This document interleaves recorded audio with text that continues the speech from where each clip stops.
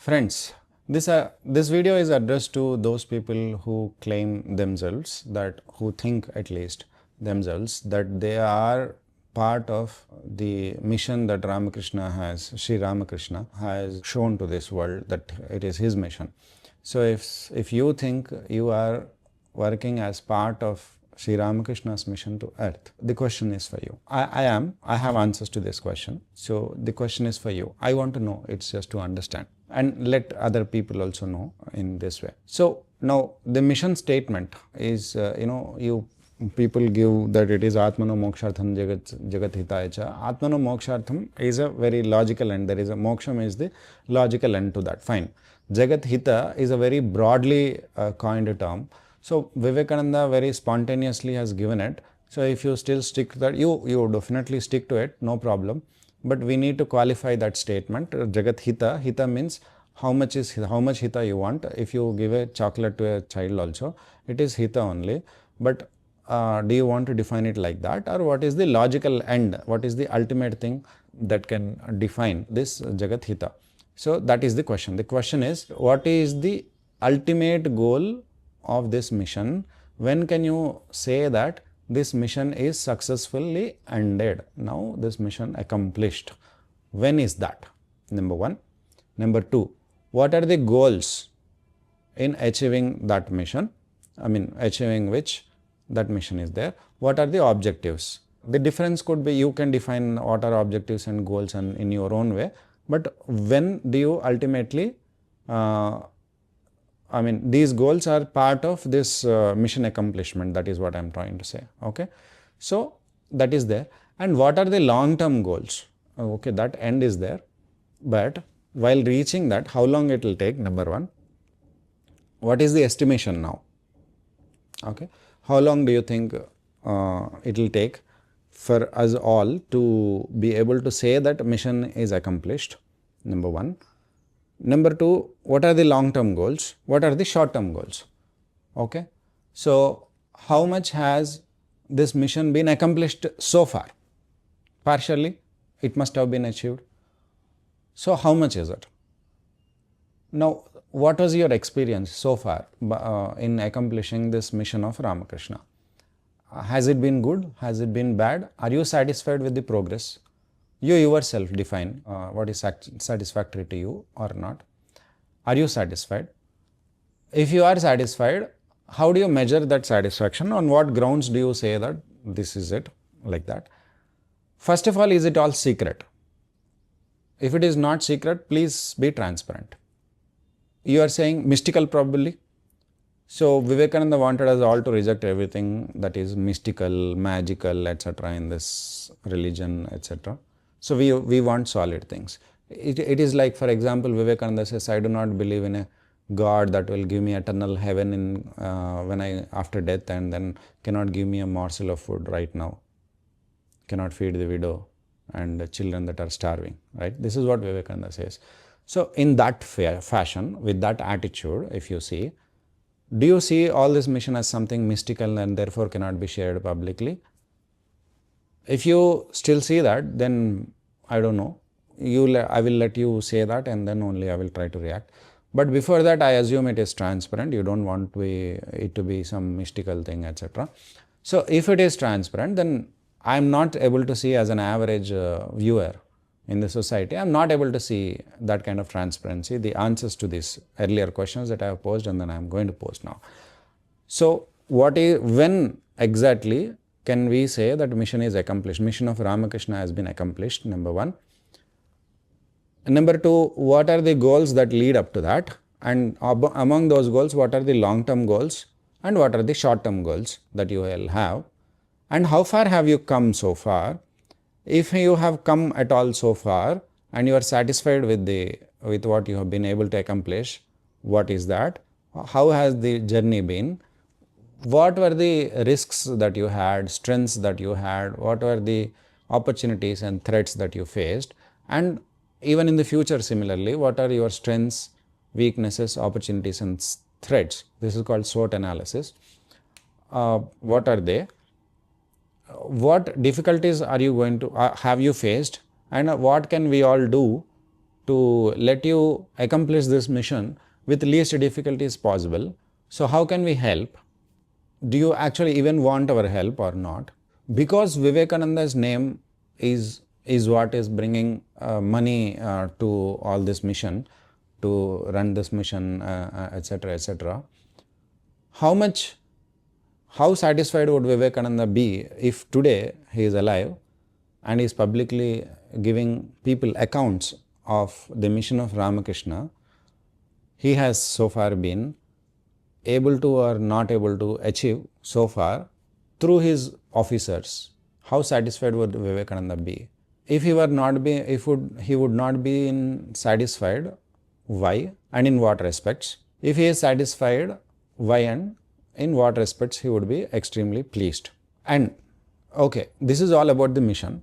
About the mutt, I don't have any problem really, but because this one question is coming into the mind, let me put that question across also.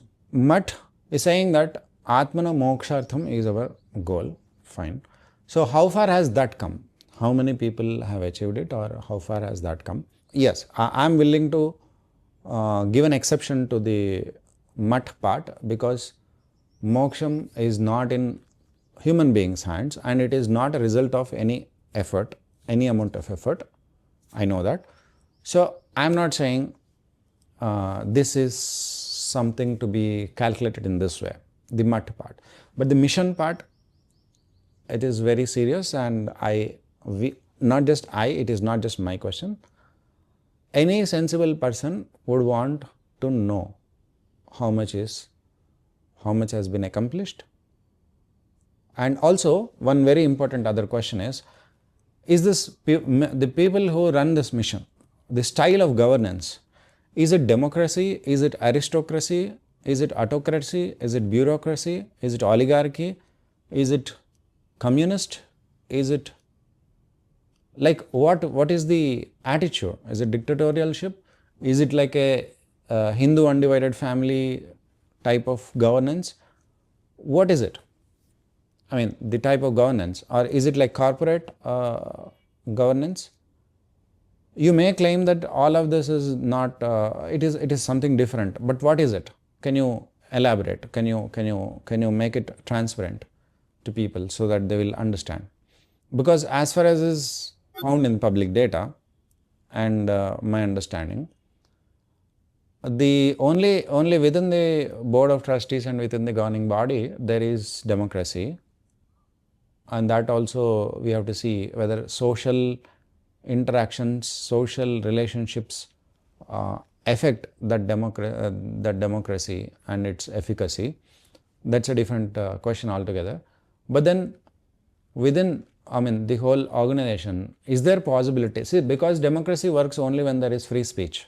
Democracy works only when there is the ability for people to talk freely, right? That if they disagree with something or if they have their own opinion, they should be able to talk amongst themselves. Only then vote will count, right? Democracy will work only when there is vibrant education about what is happening.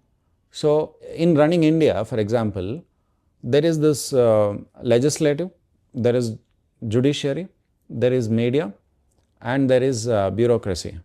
So media's role is to keep everything vibrant and transparent to the people. Media, I'm talking not what is happening, but what ought to happen, is that media ought to give every detail what is happening in bureaucracy, legislative and judiciary to the people, so that people can appreciate or not appreciate what is happening, and they can form their opinion to what to do with next voting and in the next elections, etc. So whether everything is happening or not properly, it is their responsibility to take it to people. So people will know, only then their vote will have any effect. So in this governance model that we have in this mission, is that free speech and free information, free flow of information existing?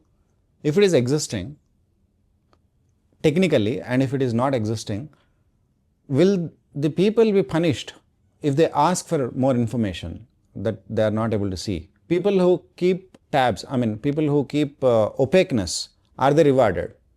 People who try to bring in more transparency, are they punished? So these are all the questions are there. If there is nothing wrong, I mean, if it is all running through society's money, then the society can and should and will question.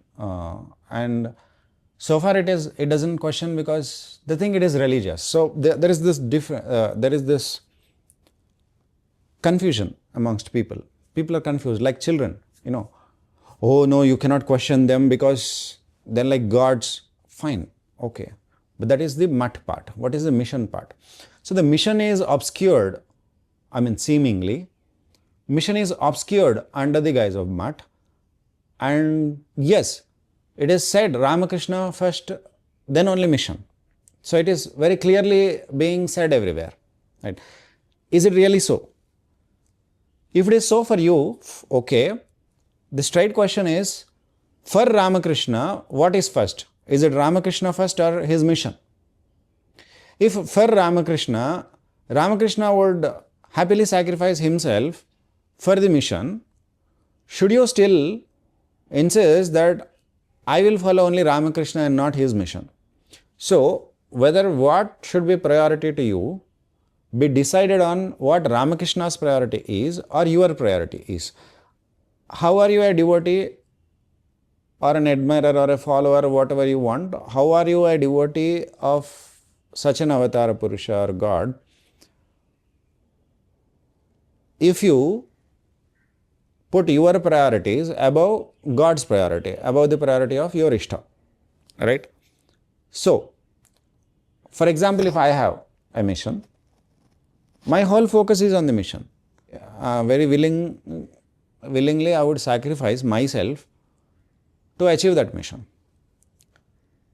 But people who follow me, for example, if I die, and then people who establish an organization or some such efforts, various hundreds are there. So all those hundreds organization, if they say that I am more important than my mission, then would I be happy? That's the question. I hope to get answers someday. Thank you.